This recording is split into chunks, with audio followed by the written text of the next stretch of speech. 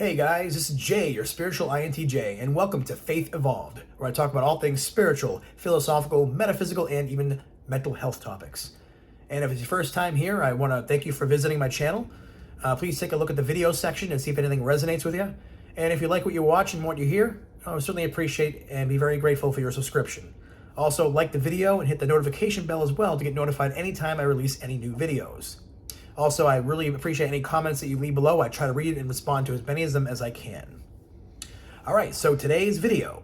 So I was scrolling through my Facebook feed today, and I noticed a post from one of the pages I liked a few months ago, and the page is just called God, at the good Lord above.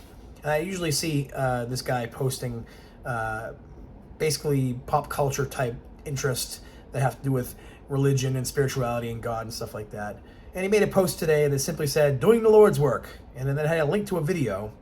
And I apologize ahead of time for the language, but I'm not going to censor this.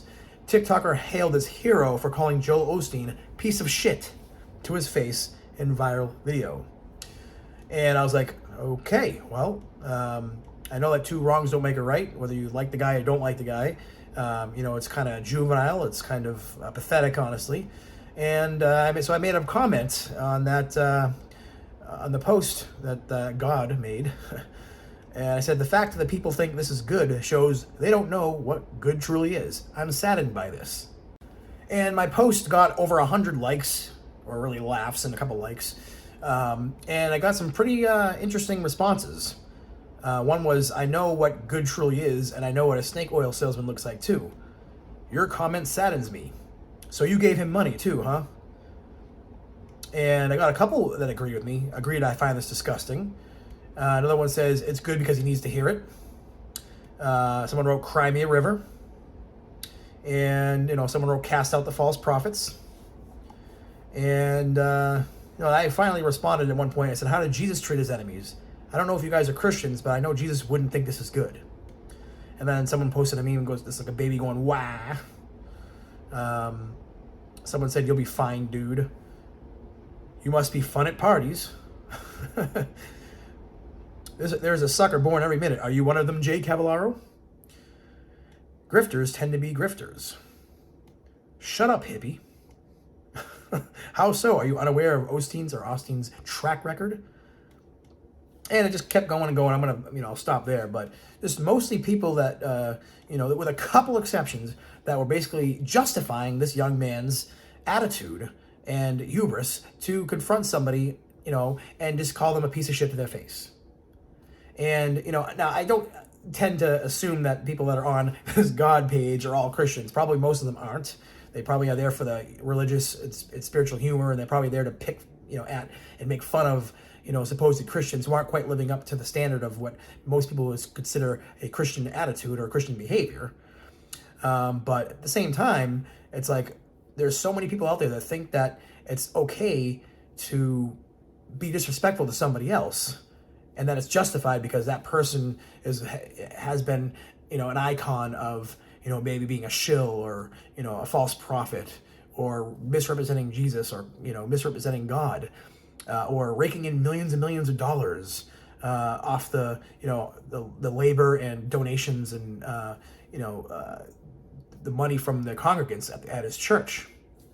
Now, don't get me wrong. I'm not naive. I do understand that this guy, he's a multi-millionaire. He could have 40, 60, over $100 million. We don't know. But, he has a yacht. He has a $10 million home, a private jet, a huge church that I think it was a stadium at one point for that multiple concerts were at and sports events were at. And, now he owns it. And, and people are like, well, does this guy need all this money? And like I said before, a lot of that money came from his book sales, but, he does a lot of speaking engagements, and he likes to be in the limelight and have attention. He's had Kanye West and Mariah Carey and other folks, on stage with him. He's done interviews with Oprah Winfrey. So I get the fact that, he's, he seems like he's getting a lot for just, doing what I would say, speaking engagements is pretty much all he really does, and writing books. And but the biggest issue that people have is that he's a man of God. And does a man of God, need all this money? Does a man of God, does it look good? And talking about prosperity gospel, is that truly the gospel? Is that truly what Jesus was preaching? Is he twisting the scripture in his favor? And I would say, besides the fact that there is this, maybe some spiritual pressure, if you show up at one of his events, he might say, God will bless you if you bless others with your money, or God will bless you if you donate a tithe, or whatever the case may be, to our church. And I've seen other pastors do that. Well, they'll put that little bit of spiritual guilt on you, or spiritual encouragement from their perspective to give, and you'll get tenfold or whatever. But the fact is, no one has a gun to their head. No one's forcing these people to buy his books. No one's forcing these people to donate money to his congregation. No one's under any kind of obligation to do anything than what they feel led to do. Now, whether they're being led falsely or being, led, truthfully. And, I can't tell what Joel Osteen is thinking. I don't know if he's totally honest about it and has no ill will. But what does it matter? If you do it out of the goodness of your heart, God sees that. Regardless of whether the person's asking for it or not deserves it. But I think this is a microcosm of a much larger issue. Why is it so easy for people, even Christians, to hate on those who are more successful than they are, especially financially? So what if he's worth millions and millions of dollars? At the very least, he's put a bunch of people to work. Almost 350 people work for him. They're all getting paid. And all the people he put to work to build his church building, and maybe even the people he hired to build his $10 million house, and whoever built his yacht, or a private jet. Yeah, these are expensive things. Does he need them? Probably not. Neither does Creflo Dollar, or all these other Kenneth Copeland, or any of these other televangelists. They don't really need all this money. But come on. Be honest with yourself. If you won $1 million today, you won the lottery, you went to the casino and hit the jackpot, you came into an inheritance, you got into an accident, and your lawyer got you millions of dollars, even though you could probably live off less than that, and maybe you deserved it, maybe you pushed for more than you needed, but who cares? That's what is it to you? I guarantee if you look into this guy deep enough, you'll find that he has donated some of his money to ministries and spiritual causes and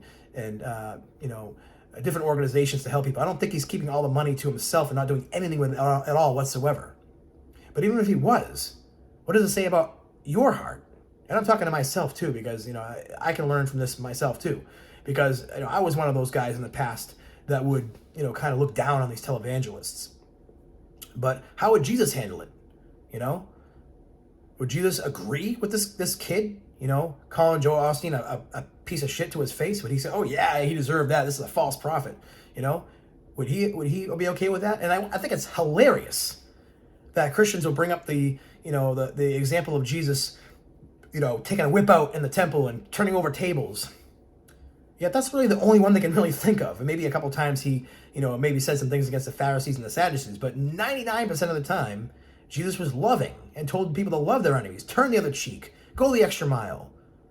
And they can only pick out that one thing he said that, maybe Jesus would have responded more harshly. And yeah, Jesus responded harshly in that situation because he saw that he was putting the law and the religion was putting undue pressure on people to get to God's presence.